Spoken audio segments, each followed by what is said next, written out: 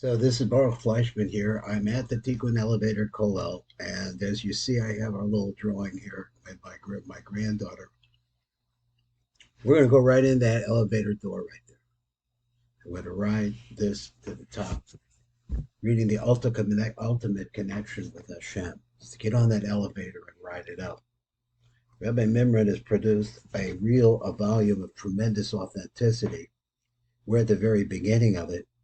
Let's see what he has to say. This is the blurb from the last part, because the last time that I was going through this, I really didn't grasp exactly what he was trying to say, because one of the things that he said was that you can't, to change the course of your thinking, start concentrating, for example, on what's in your hand, or the feeling that's in your hand, or something outside of yourself that you can grasp onto, feel the texture of your leg, something like that. This is the kind of things he was talking about. Because why?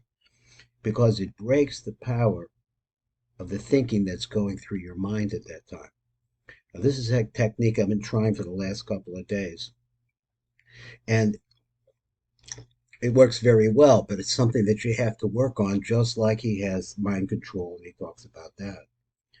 He said the last vort that he said was, when you are no longer identifying with the mind. In other words, he gives you different kinds of techniques to move yourself away from the mind being you. You are beginning to free yourself of involuntary and compulsive thinking. Let's look over here and let's see what we have to say in this next part. This is part two. Did I do this already? I'm not sure. I don't think so.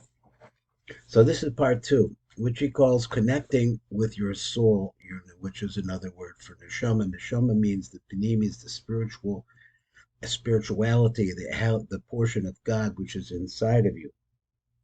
So he says like this: you will recognize that you have achieved true connection with Hashem when all your attention is focused above, even when discussing mundane matters with friends. Now, I think this is the one that I did the last time. Let's see some more about what he said. He says there is another way you can create a gap in your mental stream besides the watching the thinker. Now, the watching the thinker is a really important idea because it connects yourself to a third person that you maybe didn't realize is you. He said the watching the thinker approach we've already discussed. You can move right past the thoughts in your mind and focus your attention directly and fully on your connection with your own eternal neshama.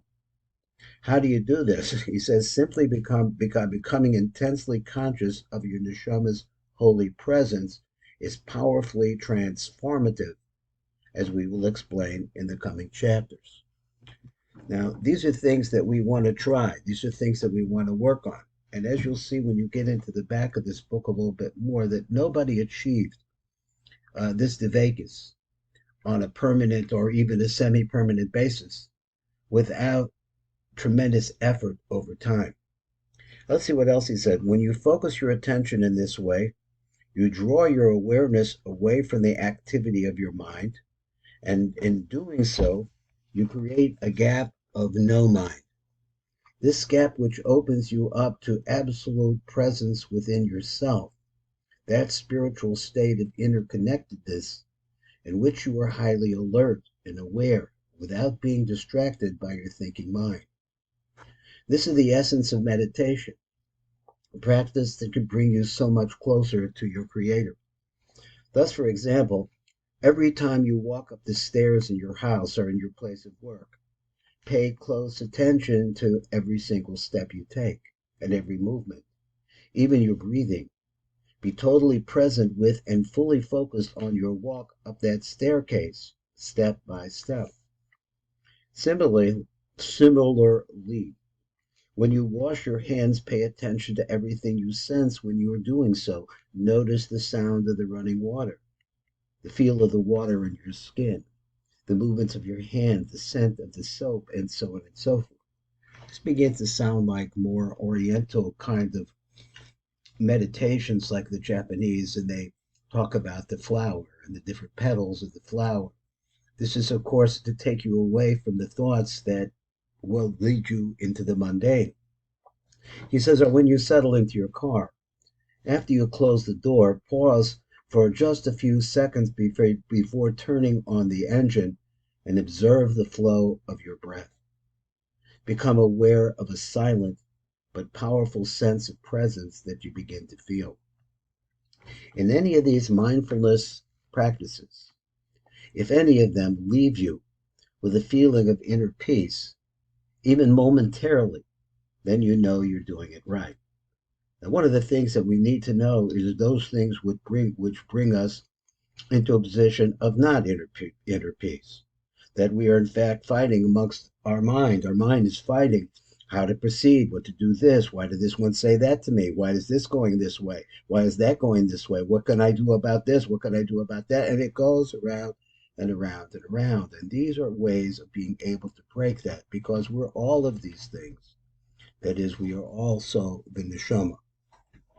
The single most vital step on your journey towards achieving true attachment to the Ribono Shel Olam is to learn to separate yourself from your mind. Once you no longer identify with your mind's activity, when you internalize the understanding that your mind is not you, the path is wide open for you to reach great spiritual heights. Let me read this again. This is his point up to this point. Once you no longer identify with your mind's activity, of course your mind is thinking all the time, but it's possible to withdraw yourself from it when you internalize the understanding that the mind is not you. The path is wide open for you if you take this path to reach great spiritual heights. So he says like this, every time you succeed in creating a gap in the stream of your thoughts, you strengthen your connection to your neshama.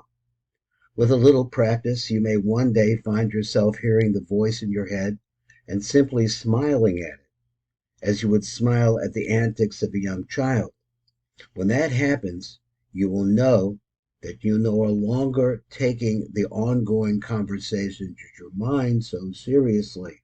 You no longer think that they are you, for your sense of self no longer depends on it. Let's read the blurb. And he says, simply becoming intensely conscious of your neshama's holy presence is powerfully transformative and deeply satisfying. Take a moment and think what's going on inside. Watch your thought, and then realize that there's a neshama inside of you. This is Baruch Fleischman, and this has been the best of Rabbi Mimran, where we're starting to think and try to understand what's going on with our thought processes.